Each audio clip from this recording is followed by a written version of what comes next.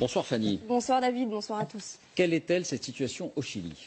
Eh bien effectivement, le Chili est dans une situation comparable à celle que nous devrions connaître en France à la mi-mai. Aujourd'hui, il est le 3e pays du monde qui a le plus vacciné en proportion de sa population.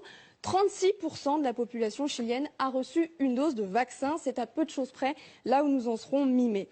Plus d'un tiers de vaccinés donc, et pourtant les contaminations repartent à la hausse. Plus 7% sur les 2 dernières semaines, plus 38% sur le mois qui vient de s'écouler. Les lits de réanimation sont pleins à 95%. Le développement de l'épidémie est à son plus haut point depuis un an. Ce succès de la vaccination nous a induit en erreur. Tout le monde a cru que c'en était terminé du Covid. Voilà ce que dit l'infectiologue chilienne Claudia Cortés. Et voilà pourquoi les casinos, salles de gym, les centres commerciaux ont rouvert ces dernières semaines au Chili. Mais aujourd'hui, changement de pied du gouvernement chilien, il reconfine 80% de sa population. Les Chiliens sont tombés de haut, presque tous les commerces sont fermés, les écoles aussi, même chose pour les frontières fermées aujourd'hui pour un mois.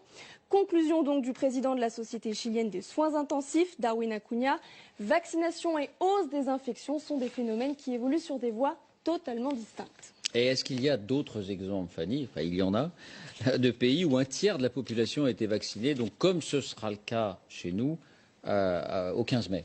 Oui, il y a aussi le Bahreïn. 31% de la population y a reçu une dose de vaccin. 5e pays qui a le plus vacciné, là encore, en proportion de sa population. Eh bien, là aussi, les contaminations repartent jusqu'à atteindre des records pour le pays depuis le début de l'épidémie. Plus 996 nouveaux cas en moyenne chaque jour sur la semaine qui vient de s'écouler. C'est 40% de plus en 2 semaines, 66% de plus en un mois. Là encore, le Bahreïn avait tout rouvert il y a 2 à 3 semaines grâce à sa vitesse de vaccination. Restaurants, bars, piscines, salles de sport. Et il faut peut-être s'attendre donc à une refermeture de tous ces établissements. Enfin, 3e et dernier exemple, les États-Unis. Là aussi, 31% de la population a reçu une dose de vaccin. 4e pays au monde en termes de vaccination proportionnellement à la population.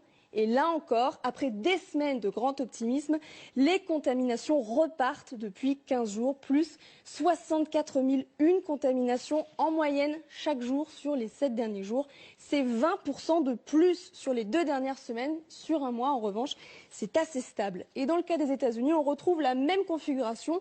Tout était en train de rouvrir, les restaurants, les cinémas, les boîtes de nuit, les salles de sport et même les salles de spectacle, notamment à New York. En Californie, ce sont les parcs à thème qui avaient rouvert. Là aussi, on peut s'attendre à ce que les différents États changent de stratégie et resserrent la vis. Merci Fanny. Et puis merci à Morgane Pope qui a permis le duplex tout à l'heure.